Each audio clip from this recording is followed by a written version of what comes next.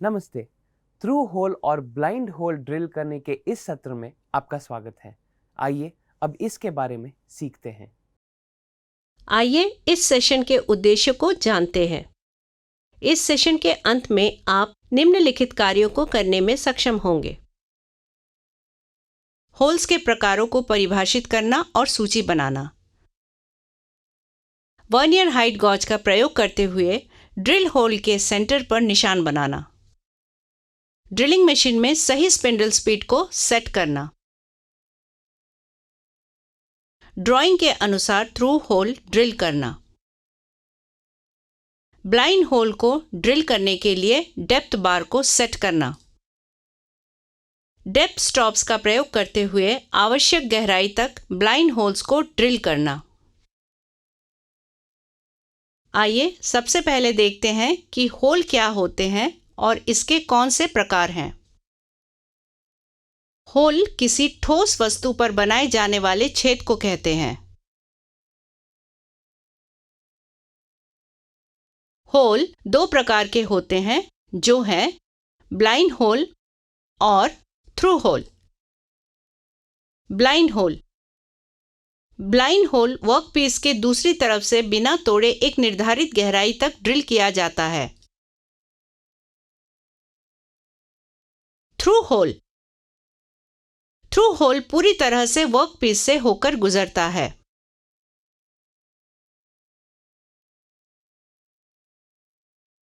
आइए अब through holes drilling की प्रक्रिया को जानते हैं। थ्रू होल्स ड्रिलिंग में 3 मुख्य स्टेप होते हैं। वे हैं: पहला स्टेप वर्कपीस तैयार करना, दूसरा स्टेप होल्स को ड्रिल करना, तीसरा स्टेप वर्कपीस को चेक करना और उसका आकलन करना।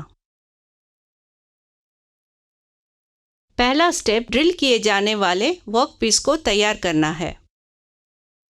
इसके लिए हम पहले स्टील रूल का प्रयोग करते हुए कच्ची सामग्री का साइज चेक करते हैं। वर्कपीस को 60 mm into 60 mm into 19 mm size में फाइल करें और वर्नियर कैलिपर से उसके साइज को चेक करें।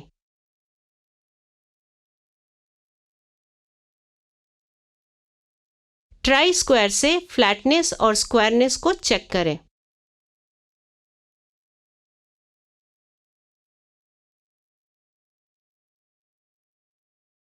आवश्यक आयामों का वर्कपीस काम के लिए तैयार है।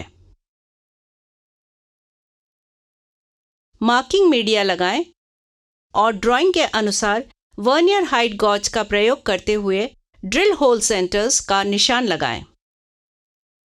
अगला स्टेप होल्स को ड्रिल करना है। सेंटर पंच का प्रयोग करते हुए ड्रिल किए जाने वाले होल के सेंटर पर पंच करें।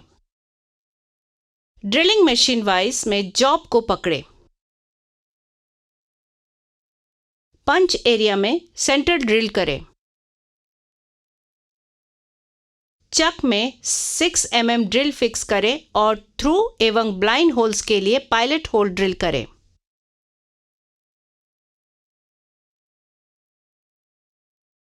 एट 8.5 mm ड्रिल फिक्स करें और ड्राइंग के अनुसार थ्रू होल्स को ड्रिल करें।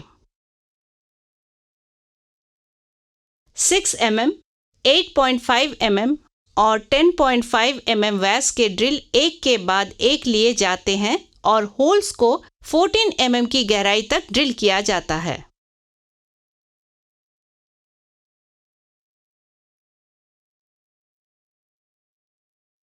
अब हमने ड्रिलिंग प्रक्रिया पूरी कर ली है। लास्ट स्टेप वर्कपीस को चेक करना और आकलन करना है। इसके लिए ड्रिल की सरफेस पर फाइल और डिबर करें। वर्नियर कैलिपर की मदद से साइज को चेक करें। ऑयल की एक पतली परत लगाएं और इसे आकलन के लिए सुरक्षित करें। आइए अब डेप्थ स्टॉप अरेंजमेंट के बारे में जानते हैं। ड्रिलिंग करते समय ब्लाइंड होल्स में कट की गहराई को ठीक करने के लिए डाले जाने वाले टूल को नियंत्रित करना और थ्रू होल्स के केस में मशीन वाइज में टूल से खोदने से बचे।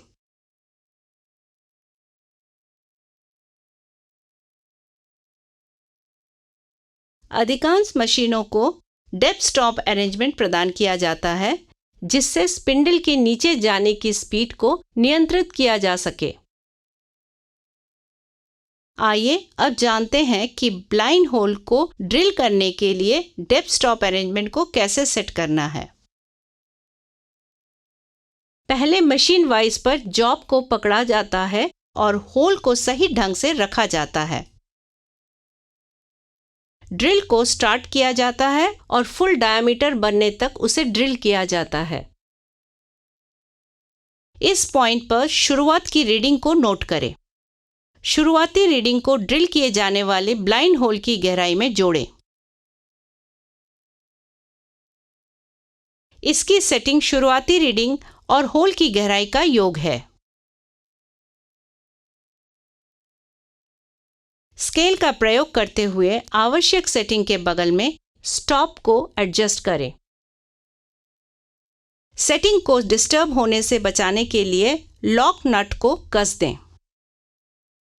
मशीन को स्टार्ट करें और ड्रिल को फिट करें। स्टॉप नट जब आर्म तक पहुंच जाए तो ब्लाइंड होल को आवश्यक गहराई तक ड्रिल किया जाता है।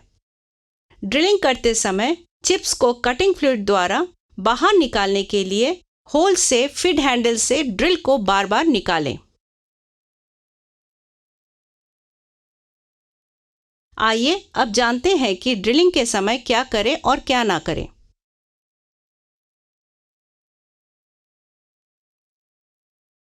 हमेशा ड्रिल के साइज के अनुसार स्पिंडल की स्पीड को चुनें।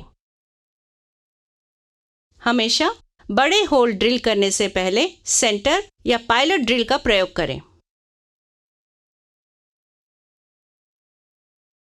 ड्रिल को वाइस में घुसाड़ें। ड्रिल को ड्रिल चक में गहराई में सुरक्षित ढंग से फिक्स करें। स्पिंडल से ड्रिल चक और टैपर शैंक ड्रिल को निकालने के लिए ड्रिफ्ट का इस्तेमाल करें। ड्रिफ्ट पर हैमर मारने के लिए वुडन हैमर का प्रयोग करें। चिप्स को नंगे हाथों से ना हटाएं, इसके बजाय ब्रश का प्रयोग करें। मशीन चलाते समय स्पीड को बदलने का प्रयास ना करें।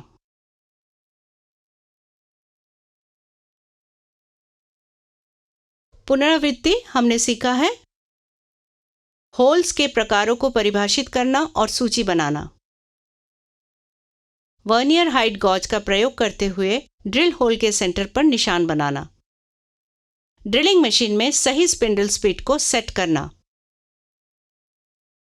ड्राइंग के अनुसार थ्रू होल को ड्रिल करना, ब्लाइंड होल को ड्रिल करने के लिए डेप्थ बार को सेट करना, डेप्थ स्टॉप्स का प्रयोग करते हुए आवश्यक गहराई तक ब्लाइंड होल को ड्रिल करना। तो ये था थ्रू होल और ब्लाइंड होल ड्रिल करने के बारे में। आशा है कि आपने सभी अभ्यासों और अवधारणाओं को समझ लिया होगा। मिलते हैं अगले सत्र में।